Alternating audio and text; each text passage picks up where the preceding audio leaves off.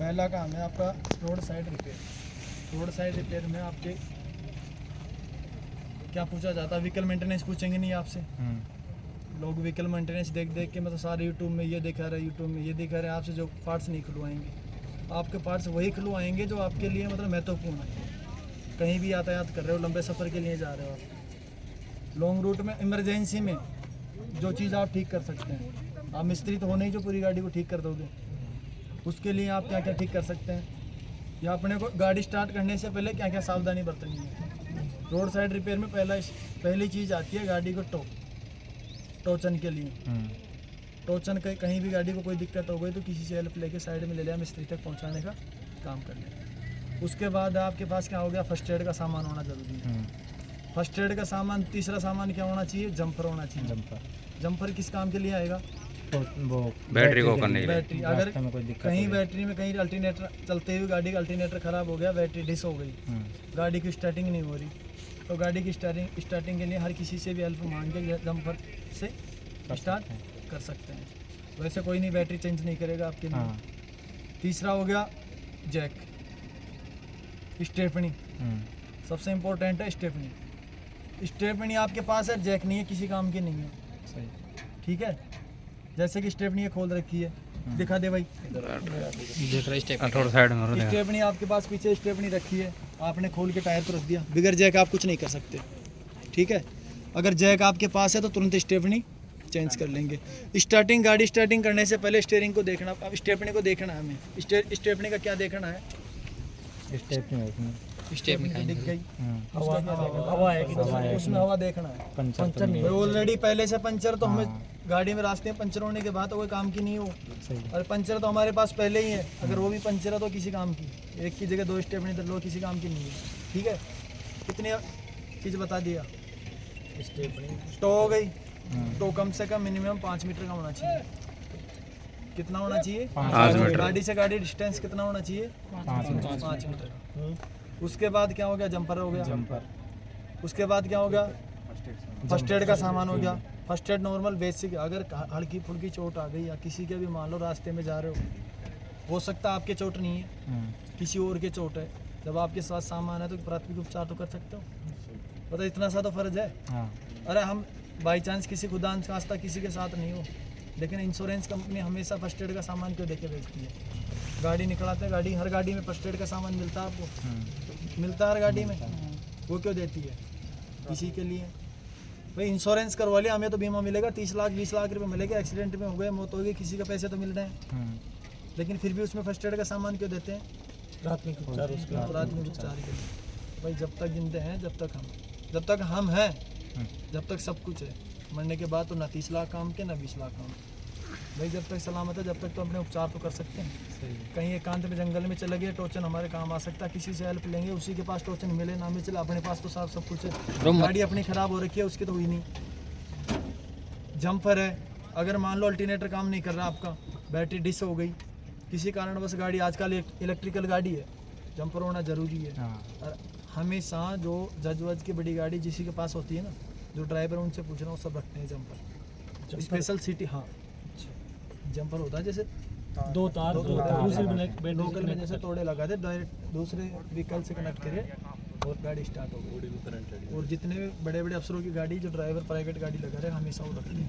कितने बड़ा चाहिए जंपर, उस गाड़ी से उस गाड़ी पे 5 मीटर की जितनी 5 मीटर तो टो होनी चाहिए। टोचन के लिए कम से कम 5 मीटर का डिस्टेंस होना चाहिए, गाड़ी को टोचन करने के लिए कितना होना चाहिए, 5 मीटर का। उसके बाद आपको क्या होगा, उसके बाद आप आ जाओ नॉर्मल सी, आप बेसिक गाड़ी स्टार्टिंग करने से पहले आप क्या देखोगे, रेडिएटर देखोगे। रेडिएटर कौन सा है, रेडिएटर का अपर टैंक को खोलेंगे।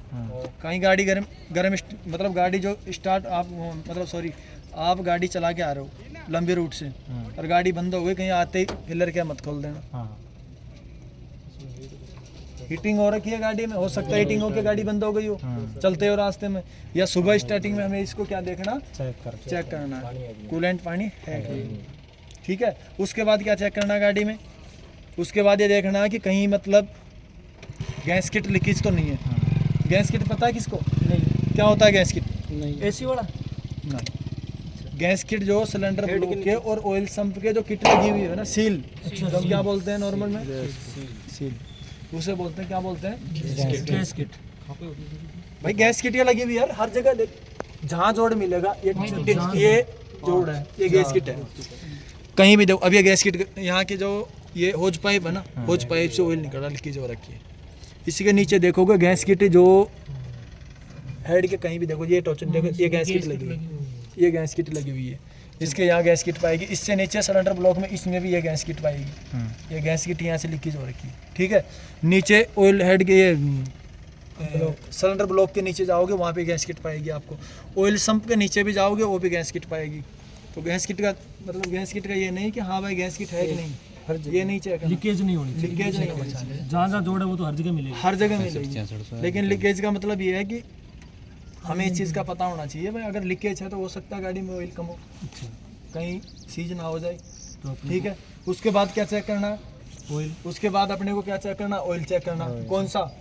ब्रेक ऑयल चेक कर लिए, क्लच ऑयल चेक कर लिए, अपने डिफस्टिक को खोल के गाड़ी का इंजन ऑयल चेक करना है। स्टार्टिंग हो सकता है हम रोज चेक नहीं करते, हर एक दो दिन में तो चेक कर लें, ठीक है। ऑयल फिल्टर मतलब सॉरी एयर फिल्टर चेक करते हो। एयर फिल्टर का ये पुरानी गाड़ियों में, नई गाड़ी में तो ऑटोमेटिक सेंसर आ जाते हैं। ये क्या है? Air service indicator. ये किसको इंडिकेट करता है? फिल्टर चौक फिल्टर हो को गया, इंडिकेट करता है कि फिल्टर चौक है कि नहीं। ये जो पारदर्शी दिख रहा है, ये रेड हो जाता है ऑटोमेटिक, खराब हो जाएगा। इसमें पुश बटन आता है, अगर ये फिल्टर को निकाले, साफ करे एयर। ये कौन सा फिल्टर है? एयर फिल्टर है। एयर फिल्टर कौन सा? वेट है, ड्राई। फिल्टर कितने प्रकार के हैं? दो प्रकार के। ये कौन सा है? ड्राई वाला है। वेट कौन सा आता है? खड़ा ऑयल में होता है, खड़ा। दोनों की पहचान क्या है? खड़ा ड्राई हमेशा आधा मिलेगा और वेट खड़ा मिलेगा। ध्यान रखना, अगर कहीं भी मान लो आपसे पूछ ले भाई ये कौन सा फिल्टर है, आप तो कहोगे एयर फिल्टर है, तो बोला एयर फिल्टर में कौन सा फिल्टर है? ड्राई। कौन सा? ड्राई। इनमें भी पूछ रहा ड्राई की क्षमता ज्यादा होती है कि वेट की ज्यादा होती है? मेंटेनेंस, मतलब कौन सा पहले रिपेयर होता है? इसमें ये वाला ड्राई वाला। वेट वाले की मतलब लाइफ ज्यादा है, इसका लाइफ कम, इसकी लाइफ कम है। उसके बाद क्या चेक करना है? Steering oil. पावर स्टीयरिंग है गाड़ी आजकल लगभग, तो उसमें पावर स्टीयरिंग चेक करना है। पावर स्टीयरिंग देखेंगे, इसमें मिनिमम और मैक्सिमम दोनों है। उसमें वो पारदर्शी दिखेंगे, दोनों में दिख जाएंगे आपको। रेडिएटर में आपको पता चल जाएगा खोलते ही। इसमें आपको, इसमें नहीं दिखेगा। इसमें मिनिमम और मैक्सिमम दोनों है, दोनों लिख रहा हूं। नीचे मिनिमम है और आगे मैक्सिमम है, ठीक है। अगर कम है तो क्या करेंगे? इसको टॉप अप कर देंगे, टॉप अप कर देंगे। अगर कम होगा तो टॉप अप कर देंगे। उसके बाद FIP को आपको छेड़ना नहीं है। अगर FIP आपका मीटर में डीजल कम है तो आपको डीजल एडवांस, कहीं लॉन्ग रूट पे जा रहे हैं तो सबसे पहले मीटर में भी देखना है, मीटर दर्शा देता है कितना डीजल है, ठीक है। FIP का क्या काम है? एयर लेने के बाद एयर निकालने का। भाई हैंड प्राइमरी पंप है, FIP का काम है डीजल इंजेक्ट करना, और हैंड प्राइमरी पंप का गाड़ी में डीजल भीतरने के बाद अगर एयर आ जाती है ना, एयर निकालने के लिए किसका काम उपयोग किया जाता है? Hand primary pump. ये पुरानी गाड़ी के लिए है, नई गाड़ी के अंदर नहीं आता भाई। नई गाड़ी में मोटर वाला सेंसर वाला सिस्टम आ गया आजकल, उसमें पंप दबाने की जरूरत नहीं है, वो ऑटोमेटिक है, मोटर से पंप, ठीक है। उसके बाद रेडिएटर आ गया। रेडिएटर के बाद में क्या होगा? ये क्या है? होज पाइप, होज। इसके बाद में ये क्या है? थर्मोस्टेट वाल। थर्मोस्टेट वाल का मोटा सा क्या कार्य है बताओ? तापमान टेम्परेचर मैनेज करना। स्टार्टिंग में गाड़ी 80 से 85 डिग्री, मतलब जब तक गाड़ी का टेम्परेचर मैनेज नहीं होता जब तक ये क्या होता है? लॉक हो जाता है। लॉक होने का मतलब नहीं है कि चौक हो जाता है, ये इसका जो पानी का आउटलेट है उसको बंद कर देता है। आउटलेट को बंद करते क्या करता है? वापस रिटर्न कहाँ करता है? इंजन का वाटर जो इंजन में से आ रहा है वो उसी को वापस इंजन में रिटर्न कर देता है, क्योंकि वो जब तक 85 डिग्री टेम्परेचर नहीं होगा जब तक वो वापस उसी में रिटर्न करता रहेगा, ठीक है। ये हो गया रेडिएटर फैन, ठीक है। रेडिएटर फैन हो गया। रेडिएटर फैन किससे कनेक्ट है? फैन बेल्ट से, फैन बेल्ट से है। उसके अलावा ड्राइव बेल्ट बोलते हैं, वी बेल्ट हो गया, वी बेल्ट हो गया, अल्टरनेटर से कनेक्ट, वी बेल्ट अल्टरनेटर से नहीं, ये वाटर बॉडी से कनेक्ट है। वाटर बॉडी से भाई, वी बेल्ट से तो है ही है। वी बेल्ट किस किस को जोड़ रखी है? क्रैंक सापट और अल्टरनेटर और रेडिएटर फैन। वाटर बॉडी भी कनेक्ट है, रेडिएटर फैन भी कनेक्ट है।